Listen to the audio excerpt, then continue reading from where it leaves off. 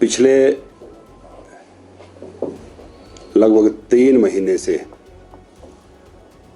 हिमाचल प्रदेश आपदा के दौर से गुजर रहा है। बहुत बड़े स्तर पर हिमाचल प्रदेश का नुकसान हुआ है, जान माल की हानि हुई है। इस आपदा की घड़ी में देश के यशस्वी प्रधानमंत्री आदरणीय नरेंद्र मोदी जी, जो हिमाचल के प्रति उनका जो लगाव, जो उनका कंसर्न, क्योंकि हिमाचल प्रदेश के भारतीय जनता पार्टी के प्रभारी के नाते लंबे समय तक उन्होंने हिमाचल प्रदेश के कोने कोने में भ्रमण किया है। यहाँ की भौगोलिक, आर्थिक, राजनीतिक हर प्रकार की परिस्थिति से वाकिफ हैं और इस आपदा की घड़ी में केंद्र की मोदी जी की सरकार हिमाचल प्रदेश के साथ खड़ी है। मोदी जी हिमाचल प्रदेश में आए, आपदा प्रभावित क्षेत्रों का हवाई सर्वे किया, उसके साथ कांगड़ा में उच्च स्तरीय एक बैठक की जिसमें प्रदेश सरकार ने हिमाचल में हुए नुकसान की पूरी जानकारी भी देश के प्रधानमंत्री जी के समक्ष रखी और प्रधानमंत्री जी ने पैकेज के रूप में 1500 करोड़ रुपए की घोषणा हिमाचल प्रदेश के लिए की, जिसके लिए देश के यशस्वी प्रधानमंत्री का हम अपनी ओर से, प्रदेश की समस्त जनता की ओर से, भारतीय जनता पार्टी हिमाचल प्रदेश की ओर से उनका धन्यवाद करना चाहते हैं। लगातार हिमाचल प्रदेश की मदद करना हिमाचल प्रदेश नहीं, मोदी जी का मूल मंत्र सबका साथ सबका विकास। आपदा हिमाचल में आई, आपदा पंजाब में आई, आपदा उत्तराखंड में आई, लेकिन जैसा मैंने कहा कि बिना भेदभाव के सबका साथ सबका विकास।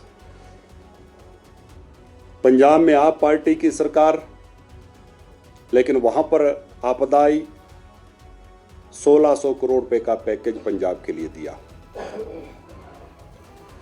हिमाचल प्रदेश में आपदा आई, सरकार कांग्रेस पार्टी की, 1500 करोड़ रुपए का पैकेज हिमाचल प्रदेश के लिए दिया। आपदा उत्तराखंड में आई, सरकार भारतीय जनता पार्टी की, 1200 करोड़ रुपए का पैकेज मोदी जी ने दिया। ये इस बात का प्रमाण है कि राज्यों में किसी भी दल की सरकार हो, लेकिन केंद्र की मोदी जी की सरकार बिना किसी भेदभाव के प्रदेश की मदद कर रही है। और अगर हम यूपीए की सरकार की और एनडीए की, मोदी की सरकार की भी तुलना करें तो 10 वर्ष का यूपीए का शासन और 11 वर्ष मोदी जी का शासन, चाहे वो एनडीआरएफ हो, चाहे वो एसडीआरएफ फंड की बात करें, 4 गुना से ज्यादा धनराशि हिमाचल प्रदेश को मोदी जी के कार्यकाल में यूपीए की तुलना में आई।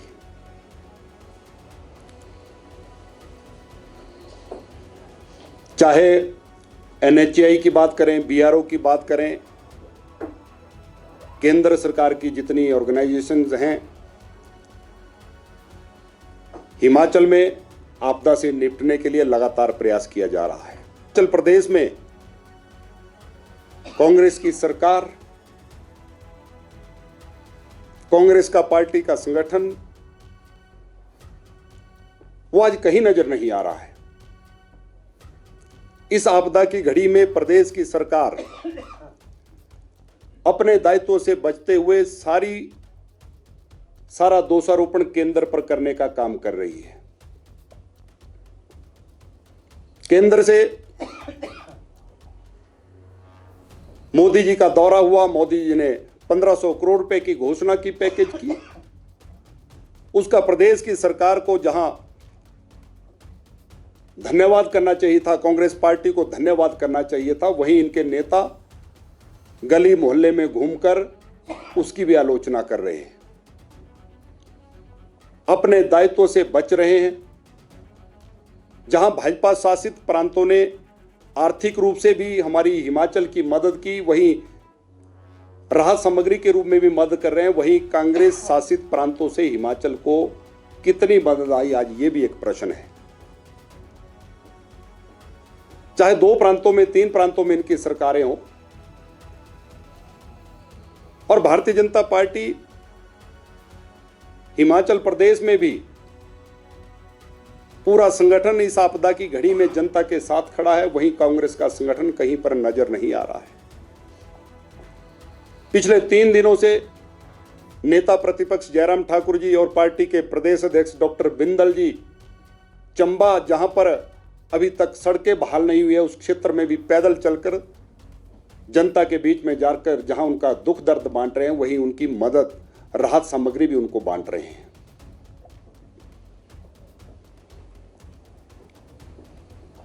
– 2023 में आपदा आई,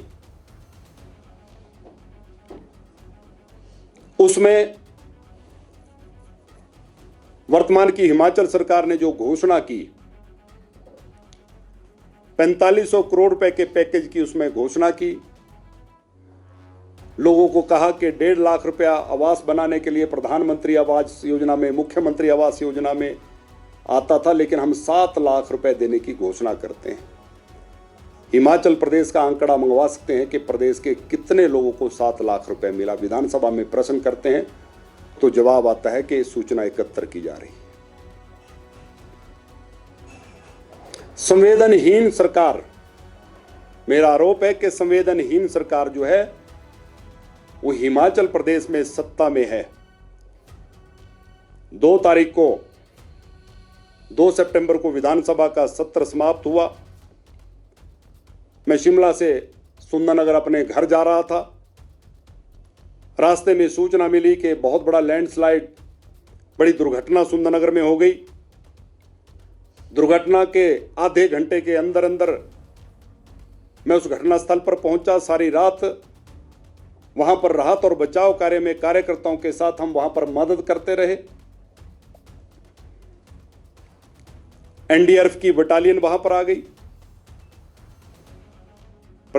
वहां के स्थानीय प्रशासन ने भी मदद की और 7 लोगों की मृत्यु उस 2 सितंबर रात की घटना में सुंदरनगर में हो गई। आज 10 दिन उस घटना को हो गए। हिमाचल सरकार का एक भी प्रतिनिधि, कोई मंत्री, मुख्यमंत्री जी को तो छोड़ दो, उन परिवारों से अभी तक मिलने के लिए नहीं पहुंचा, उनसे संवेदना प्रकट करने के लिए नहीं पहुंचा। यह इस बात का प्रमाण है कि हिमाचल प्रदेश में संवेदनहीन सरकार वर्तमान में चल रही है। एक रात में इतनी बड़ी घटना और 7 लोगों की वहां पर मृत्यु होना, एक परिवार के 4 सदस्यों का चला जाना, लेकिन सरकार के किसी मंत्री के पास इतना समय नहीं कि वो सुंदरनगर में जाकर उस घटनास्थल पर जाते, वहां के प्रभावित परिवारों से मिलते, जिनके परिवारजन चले गए हैं उनसे मिलते, संवेदना प्रकट करते। आज 10 दिन के बाद भी उस सुंदरनगर की उस घटना का हाल पूछने के लिए सरकार का कोई नुमाइंदा वहां नहीं पहुंचा।